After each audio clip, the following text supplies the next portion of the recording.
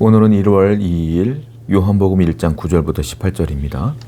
참빛 곧 세상에 와서 각 사람에게 비추는 빛이 있었나니 그가 세상에 계셨으면 세상은 그로 말미암아 지은 바 되었으되 세상이 그를 알지 못하였고, 사도 요한은 예수님을 참빛이라 이렇게 표현하고 있어요. 참빛, 세상에 와서 그 빛이 세상을 비췄다.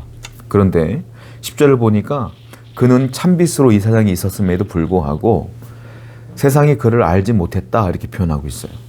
즉 예수님의 말씀을 듣지 아니하며 그분을 영접하지 않았다 이 말입니다. 원래 그래요. 원래 예수님을 영접하는 건 사람의 힘과 능력으로 되는 게 아닙니다. 어떤 논리에 입각해서 예수님께 말씀을 들으면서 내 이성이 설득당해서 믿는 게 아니에요. 믿음은, 주님을 영접하는 것은 오로지 하나님의 은혜 덕분인 거예요. 그냥 믿어지는 겁니다. 그냥 믿고 싶은 겁니다. 그냥 예수님이 좋은 겁니다. 그래서 이것은 하나님의 전적인 은혜요, 하나님의 선택의 은혜다라는 것들을 우리는 알 수가 있어요. 아무리 사람들을 앞에 놓고 우리가 구약성경부터 신약성경까지 설득하고 성경 공부시켜도요, 믿어지지가 않는 거예요. 그런데 저나 여러분들은 그냥 말씀이 믿어져요. 이게 하나님의 은혜가 아니고서는 불가능하다는 겁니다. 여러분, 그래서 우리는 항상 해야 될 게 있어요. 무엇입니까? 우리에게 은혜를 주신 하나님, 우리에게 구원을 허락하신 하나님께 늘 감사하며 감격하며 찬양하며 예배하며 살아가는 겁니다. 오늘도 하나님 은혜에 감사하시기 바라요. 삶을 살다 보면 우여곡절도 있겠죠. 그러나 그것 때문에 주님 원망해서는 절대로 안 되고요. 우리에게 은혜를 주신 하나님께 너무너무 감사하는 마음으로 살아가시기를 축원드립니다. 12절. 영접하는 자 곧 그 이름을 믿는 자들에게는 하나님의 자녀가 되는 권세를 주었으니, 영접하면 권세를 준대요. 어떤 권세일까요? 하나님의 자녀가 되는 권세를 준다 이렇게 표현하고 있어요. 그러니까 영접만 하면 돼. 영접은 다른 말로 믿는 겁니다. 예수 그리스도를 믿는 것과 영접하는 건 같은 말이죠. 그러니까 예수를 믿고 내 마음에 받아들이기만 하면 되는 거예요. 마음을 열면 되는 거예요. 그러니까 이 영접이라는 것은 내 노력은 하나도 들어가지 않아요. 내가 어떤 일을 해서 영접되는 게 아니에요.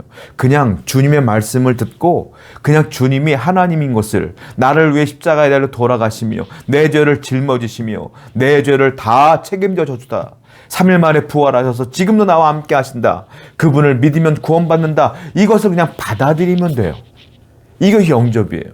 그렇게 되면 어떤 일이 벌어져요? 내가 하나님의 자녀가 된다는 겁니다. 얼마나 놀라운 축복입니까? 하나님의 은혜만 있으면 된다라는, 내가 주님을 영접한다는 것 자체가 내 인생의 큰 전환점이 돼요. 주님을 영접하기 전과 영접한 후의 인생이 달라요. 여러분 그렇지 않습니까? 영접하기 전에 내 삶의 목적과 목표가 다르고요, 영접한 후에 내 삶의 목적이 달라요. 그리고 살아가는 방식도 달라져요. 그러니까 우리가 이 시간에 기억해야 될 것은 내게 주신 하나님의 은혜가 감사하고, 아직도 내 주위에 하나님을 영접하지 않은 분들이 있다면 그분들을 위해서 기도하며 말씀을 증거하여 증인의 삶을 살아야 될 줄로 믿습니다. 13절입니다. 이는 혈통으로나 육정으로나 사람의 뜻으로 나지 아니하고 오직 하나님께로부터 난 자들이니라. 이것은요, 이 영접의 은혜는요, 혈통으로도 안 되고 육정으로도 안 되고 사람의 뜻으로도 안 된대요. 오직 하나님에게로부터 난 것이니라. 다른 말로 하나님의 뜻으로 난 것이고 하나님의 은혜로 된 것이다, 이렇게 표현하고 있다는 겁니다. 어떤 분들은 모태신앙인 것을 자랑합니다. 나는 모태신앙이에요. 난 태어날 때부터 엄마와 함께 교회를 다녔어요. 자, 모태신앙 훌륭합니다. 좋습니다.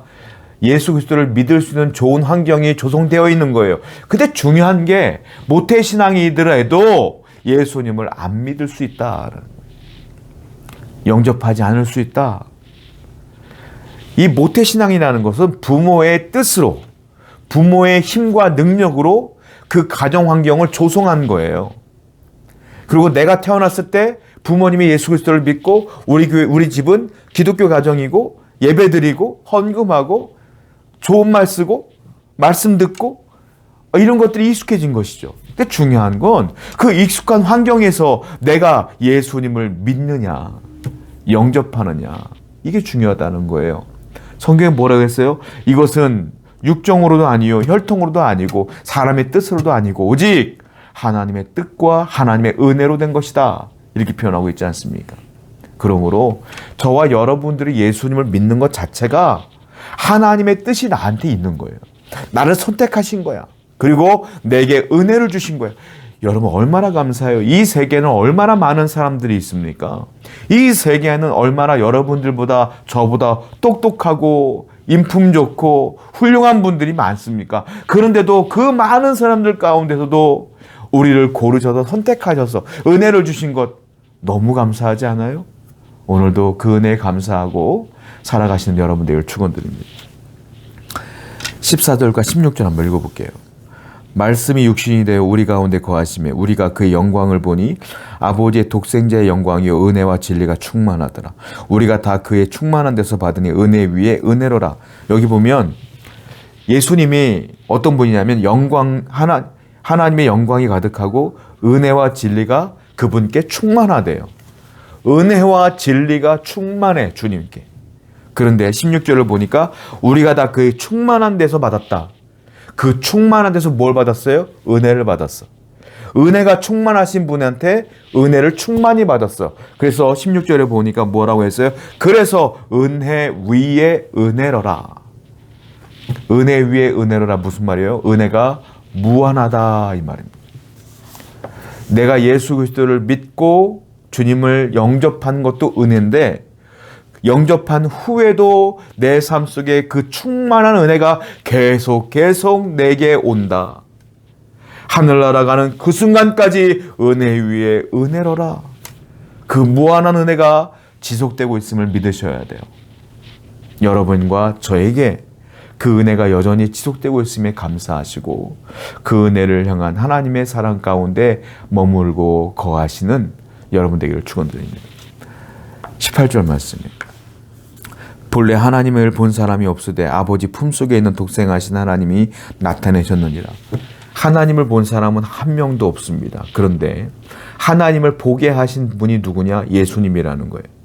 예수님이 이 땅에 오심으로 그분이 하신 말씀, 그분이 하시는 삶 이런 것들을 보면서 아, 하나님의 뜻이 저거구나. 하나님이 저분이구나 라는 것들을 보여주셨다는 거예요. 보이지 않는 하나님은 구약의 하나님, 보이는 하나님은 신약의 예수님이시다. 이 얘기를 지금 하고 있다는 것이죠.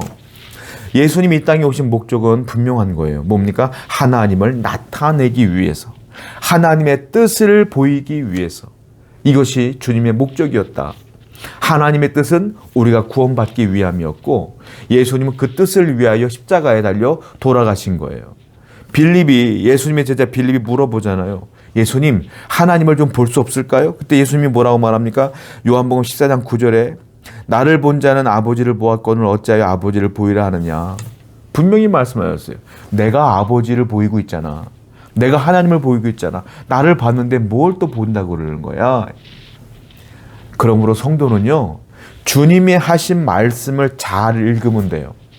성도는요, 성경 말씀에 기록된 말씀을 잘 읽으면 돼요. 잘 들으면 돼요. 왜? 그것이 하나님의 말씀이고 예수님이 하신 말씀이 곧 하나님의 말씀이기 때문에 그렇습니다.